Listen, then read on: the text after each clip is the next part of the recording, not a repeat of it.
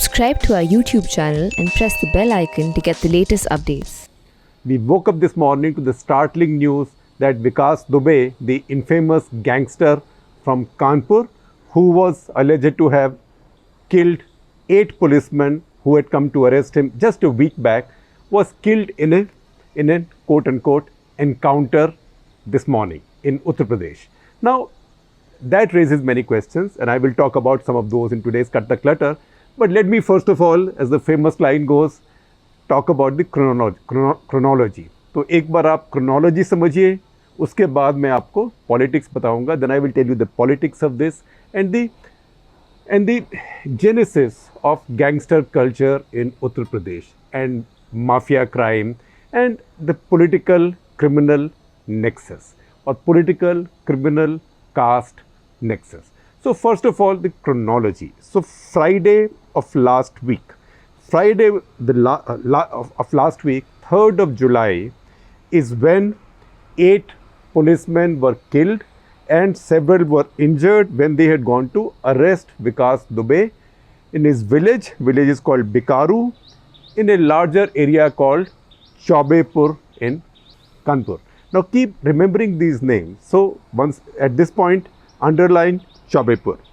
Then same day, the police in an encounter, because that time police withdrew and then the police went out in the hunt of his gang.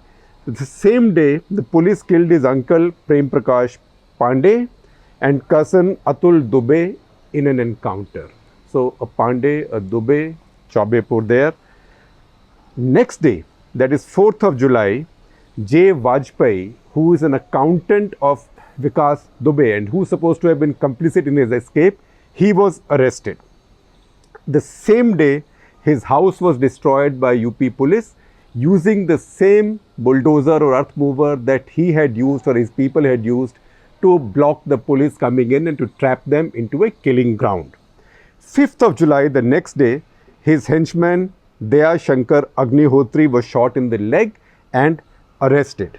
The same day, the letter written by Devendra Mishra, who was the police officer who was killed, police officer leading the police team that was killed, a letter written by him to his SSP in Kanpur, that is SSP Anand Dev, saying that the local officer had diluted the charges against Vikas Dubey in a serious criminal case. That letter surfaced and that went viral. At the same time, 2 videos went viral, one of 2006, one of 2017. In the first one, Vikas Dubey was claiming that he had the patronage of then Assembly Speaker Harishankar, and in the other one, he was claiming that he had the patronage of 2 BJP MLAs, that is Bhagwati Prasad Sagar and Abhijit Sangha. Both MLAs denied it, so we have to get that right. Then at the same time, on the 7th, DIG of STF, so who was the SSP of Kanpur, to whom this slain police officer had written this letter, and obviously that SSP had taken no action. He was now DIG in the Special Task Force or UP Police that deals with organized crime and mafia killings and mafias. So he was now removed and sent on a punishment posting, because this is like really setting a thief to catch a thief. So there he was, he's somebody who apparently or allegedly was complicit with Vikas Dubey, one of the most prominent mafiosi of Uttar Pradesh, and he was now put as a DIG, as a very senior officer in the very cell that is supposed to fight mafia crime in Uttar Pradesh. So he was moved out the same day. On the same day, Vikas Dubey was spotted in a Faridabad hotel, and you know those stories came out, including some fancy descriptions of what he ate. I think Raj Kachori is something we all heard about. I don't know whether that's real or unreal, but now everything unreal will become real also, but that really doesn't matter. 8th of July, again we are following the chronology. 8th of July, Vinay Tiwari, again remember the second name, Vinay Tiwari, who is SHO or officer in charge of Chaubepur, he was removed because he is the one who's supposed to have diluted the charges against Vikas Dubey, which the other officer who ultimately got killed had complained to his boss about. This other officer's name was Devendra Mishra. So again, mark his second name. On the same day, Amar Dubey, which was another henchman of Vikas Dubey, he was killed in district Hamirpur of Uttar Pradesh. Once again, keep underlining the second names. 9th of July, that is Thursday, one more henchman, Kartikeya alias Prabhat and Praveen alias Bhawa Dubey, they were killed in an encounter. So, two more killed. Once again, mark the second names, because we'll come and explain to you why second names matter. 9th of July in Ujjain, this gentleman appeared, not gentleman, this crook, okay, you can say, appeared all of a sudden, or gentleman in quotes. Vikas Dubey, he appeared at the Mahakal temple, at Lord Shiva's temple, and then in dramatic circumstances gave himself up to the police, and he said, "Main Vikas Dubey hu Kanpur wala." So he left nothing to chance. So you can see what he was doing. What he was doing was, he was not trying to escape. He knew that his escape doors had been shut. He was trying to get away as far from Uttar Pradesh as possible and to surrender to another police force, so he won't be shot on arrival and shown as killed in encounter. So again, he thought there is honor among thieves, that once another police force catches me and it becomes public that I've been caught alive, then even if I am handed over to Uttar Pradesh police, I will be safe. Obviously, that was not to happen. His elaborate plans were set aside, because obviously he had too much to tell, and he had too much that too many powerful people wanted hidden. Because remember, mafias rule large states like Uttar Pradesh, and mafias rule large sections of the Hindi heartland, because every political party is complicit with them. Some mile hue hain. That line that Kejriwal used, that applies beautifully, unfortunately, to the mafia political nexus, especially in Uttar Pradesh. It used to be so in Mumbai also. It was broken at some point of time, and that's why Mumbai got rid of its kidnap culture and ransom culture and all that.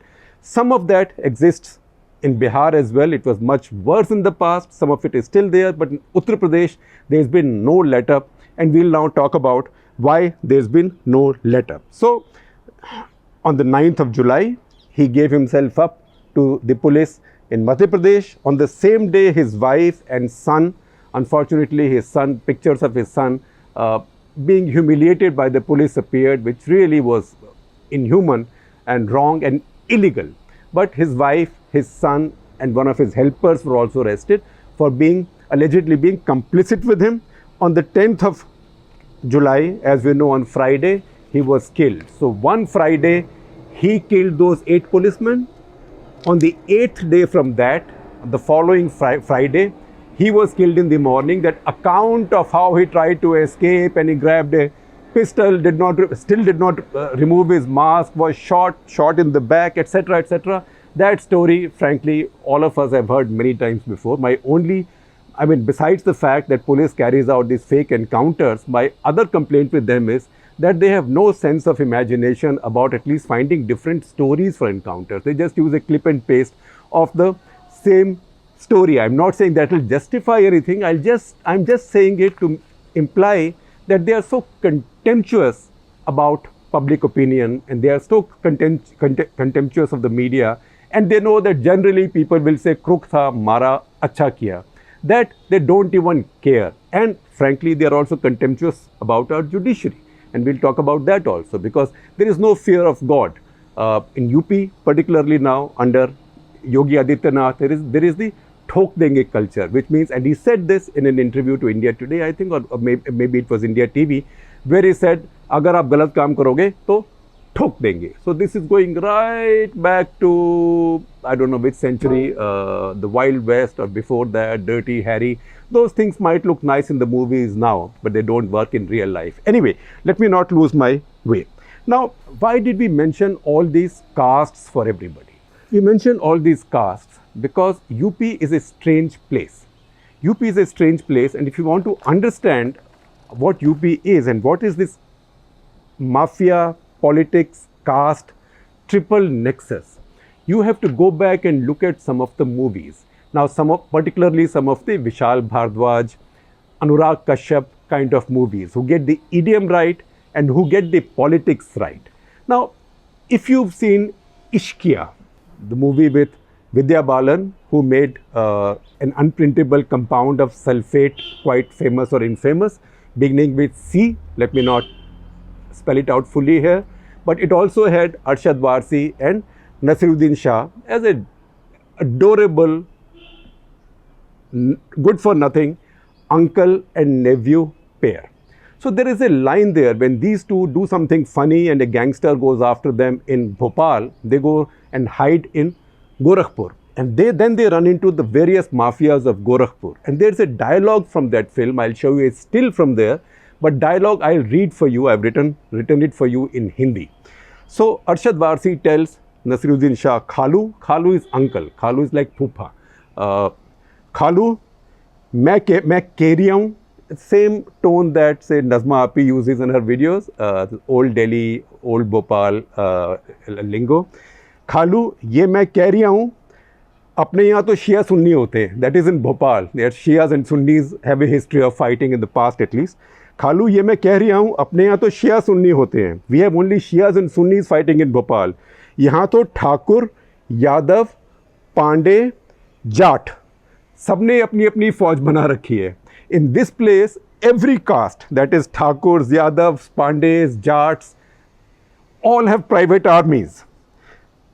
Mia Iftikhar, that's his uncle's number, is Mia Iftikhar, apna pichwada uthao.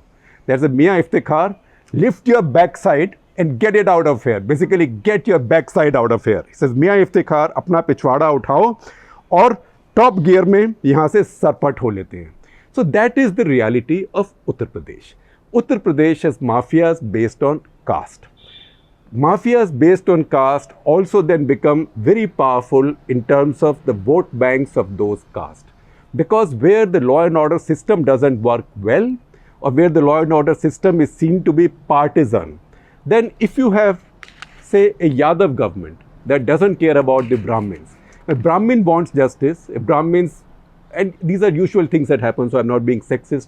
A Brahmin's daughter is kidnapped by somebody and the police won't listen, and maybe that somebody is a Yadav, so where will the Brahmin go? The Brahmin will look for some Brahmin Bahubali or Don who can get him justice. So several of these godfathers come up.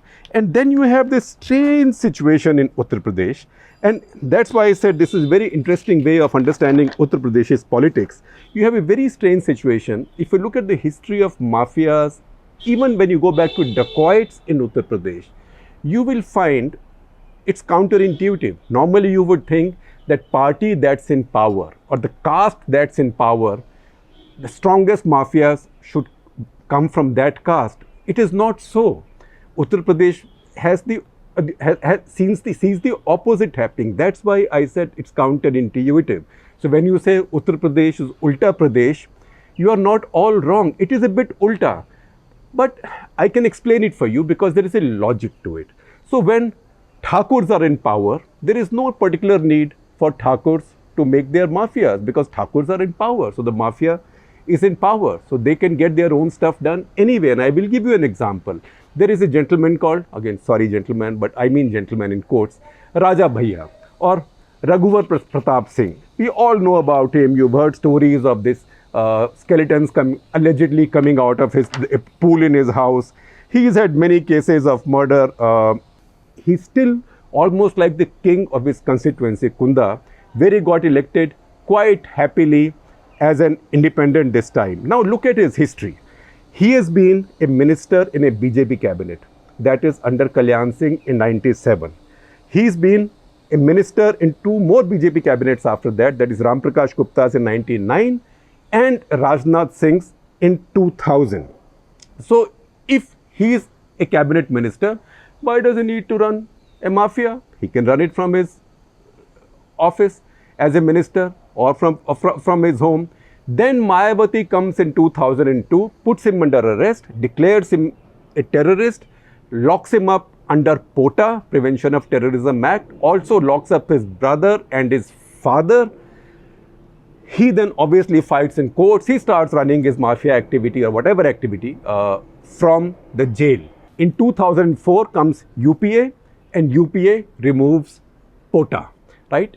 In any case, in 2003, Mulayam Singh Yadav comes to power. By this time, the Yadavs and the Rajputs in UP have made an alliance because Amar Singh is the key to that alliance. So among the first things Mulayam Singh Yadav does as he comes to power is withdraw these cases against Raja Bhaiya, but the court does not release him. 2004, however, UPA abolishes Pota. He still has other cases, but in the course of time, he gets out and he doesn't fade away. He doesn't fade away because everybody then needs him. You need him for your votes. You need him also because you can't fight him. And even today, he's an MLA. Ministers of the BJP go to meet him. Deals are struck at the local level. A local TV interviews him like he's the nicest guy. He's a well-educated, urbane guy, regular family, but he is who he is. So today, does he need to run a mafia? He doesn't need to run a mafia, even if he allegedly was running one, because Thakurs are in power. He's an MLA. He's not in jail. He can do pretty much what he wants. So he's got his own area under Article 370, wherever he is, or his own sovereign republic. Now, why do the Brahmins have so many mafias? This is not the only one. Among the oldest mafias in Uttar Pradesh is the mafia that a man called Harishankar Tiwari ran out of Gorakhpur. Gorakhpur is the home of Yogi Adityanath. Once again, Yogi Adityanath was the boss there, but he is a Thakur. So the Brahmins there set up their own gang, and Thakurs also had a gang there that was under Virendra Shahi. So those two gangs fought often amongst themselves. There was a lot of bloodletting between them. Lots of funny things and not very funny things happened between them. Harishankar Tiwari has many murders against him. Harishankar Tiwari won 6 elections as MLA, 6 consecutive elections. It was impossible to defeat him because he could get his caste to vote for him, plus all the others that he could either intimidate or he could win over. Even today, he is now in retirement in his 80s. Nobody remembers him. In fact, I wrote about him and his rival, that is the Shahi gang, when I wrote writings on the wall from Gorakhpur during the elections, and you will see a link of that with today's description. But even today, his son Vinay Shankar Tiwari is an independent MLA, is a BSP MLA from the same place. So these people also have winnabilities. Now, this came up because there was a Thakur mafia. So Gorakhpur, when Arshad Varsi said, "Yahan Thakur ka, Jat ka, Brahmin ka, sabka alag-alag mafia hai, Yadav ka," wo galat nahi tha, because that is the way a caste builds strength, particularly when the caste is not in power.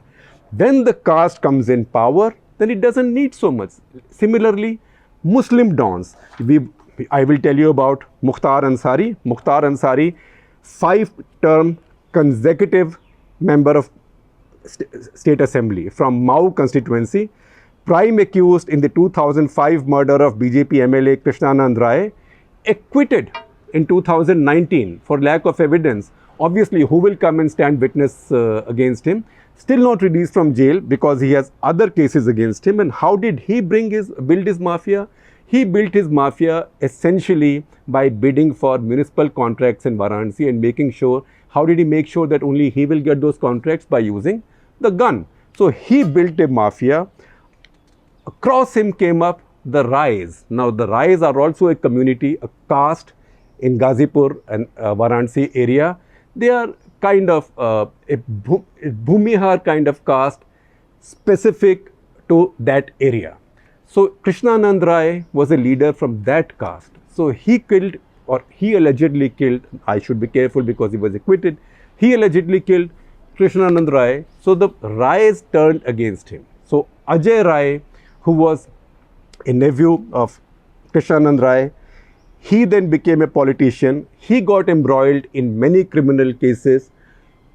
He's been out on bail and I don't know, in and out, etc. He in fact became the Congress party's candidate against Narendra Modi in 2014 parliament elections. So when India's secular forces needed a really strong secular candidate to fight a communal prime ministerial candidate of the BJP, all they found was Ajay Rai, because they also know who has the power and who has the ability to contest elections in those areas. Then you have Atiq Ahmed. Atiq Ahmed is a remarkable character again somebody who's run essentially Muslim mafias. Amazing thing is he's also won many elections, 5 elections as MLA, 1 as MP. So in 2004, he won as an MP from a constituency called Phulpur. Now, Bhagwan ko yaad karo, Khuda ka khauf karo. Phulpur is the constituency that used to elect Jawaharlal Nehru originally. So he got elected from Phulpur in 2004 to 2009. He was an MP from there. He's been in Samajwadi Party. He's been with Apna Dal, which is now a constituent of the NDA. As I said, 5-time MLA, 1-time MP.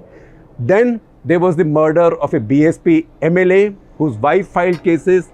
Then he was arrested. Then even while he was arrested, he was running his mafia activity from the jail. He was sent to a distant jail to Devriya in eastern UP. This was still carrying on. In fact, a businessman was kidnapped allegedly and brought to that jail where he held court and asked him to transfer all his businesses to him. Didn't you see a story like that in Vishal Bharadwaj's film Omkara? That is when Ajay Devgan is sent to jail and he's running his empire from the jail. Or later Anurag Kashyap's film Gangs of Wasipur, when again courts are run from jail like that and godfathers operate from jail. So he was operating from the jail. Finally, the higher judiciary got fed up of him and ordered for him to be moved from Uttar Pradesh into a Gujarat jail. So we don't know what he is doing now. You want to know more? I will tell you more. There is Aman Mani Tripathi, who's now under trial for the alleged murder of his wife, Sara Singh. He's an independent MLA. Nice guys don't usually get elected in Uttar Pradesh, but bad guys very easily get elected. And he's from an illustrious family because even this activity runs on a hereditary basis, because his father, Amar Mani Tripathi, along with his wife, are serving life sentence for murdering another woman poet called Madhumita Shukla, who apparently was murdered when she was pregnant, and we shall not speculate on pregnant how and why. But once again, these are people much in demand in Uttar Pradesh's politics. Now, how do we go back to our thesis that what we are coming to is quite clear, that today you have this Brahmin mafias very strong because a lot of the Brahmin population is leaning on them, because they see Yogi Adityanath running a very Thakur-oriented government. And that's why you find a sudden sympathy wave has started for Vikas Dubey, and lots of other activity has started. Jitin Prasada of Congress Party has also started a campaign in Uttar Pradesh saying that Brahmins are in danger, because many prominent Brahmins have recently been killed or arrested in Uttar Pradesh. So there is a suggestion or insinuation that Brahmins are under threat, and that the reason Yogi government is now going after Vikas Dubey gang is because it's a Brahmin gang. That's why everybody who's been caught and killed, and that's why I was underlining the second names for you. Everybody who's been caught and killed in this case has a Brahmin second name. But if you go right back, so when the upper castes were in power for a long time earlier in UP, today Brahmins, particularly a lot of the gangs in UP, consist of Brahmins who are the highest caste. So it is not as if being a low caste or being deprived drives you into mafia activity. It is just the lack of power. Because you lose political power, you try and get it elsewhere. The last Brahmin chief minister in UP was N.D. Tiwari in 1988, which means for 32 years, Uttar Pradesh has not had power with the Brahmins.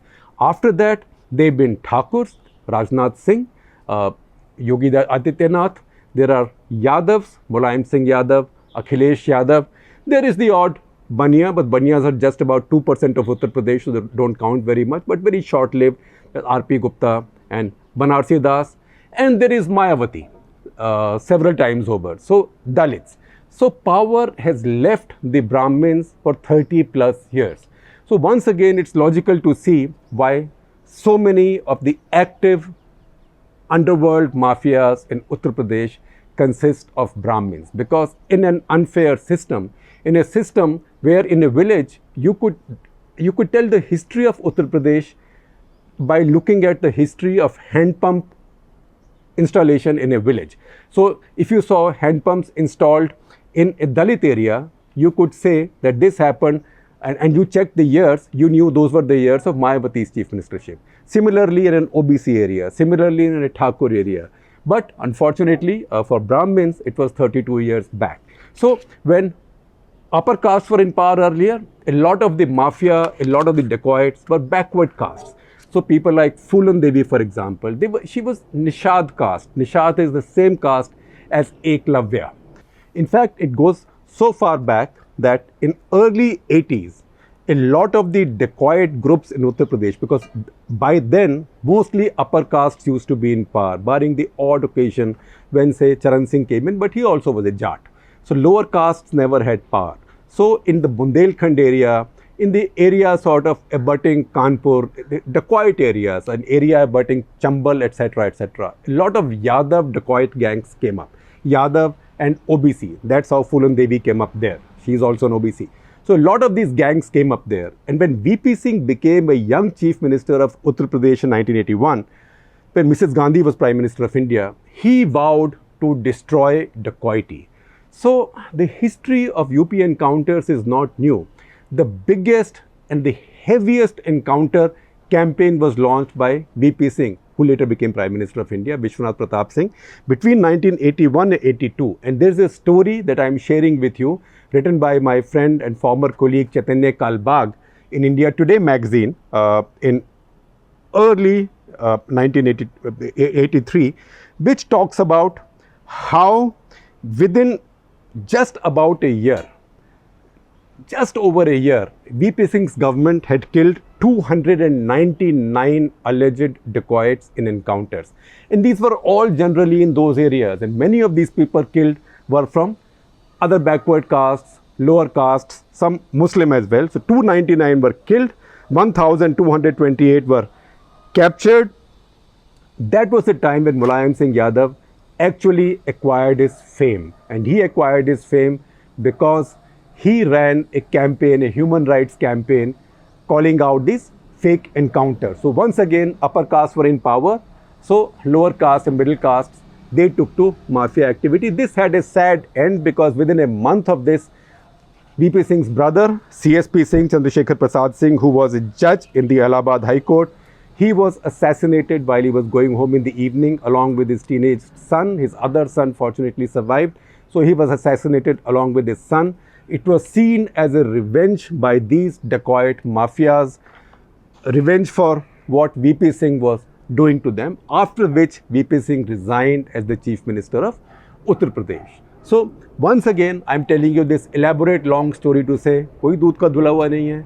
UP mein, without this, politics cannot be run. If anybody had hoped that with the arrival of Yogi Adityanath, this political caste mafia nexus would disappear in Uttar Pradesh, it's not going to happen unless you have massive political reforms which will lead to administrative reforms, which will lead to police reforms. This is not going to happen, and frankly my view is that you cannot do it in this state as large as Uttar Pradesh. So what you need to do with Uttar Pradesh, I will talk about maybe in this week's National Interest, so please watch out for that.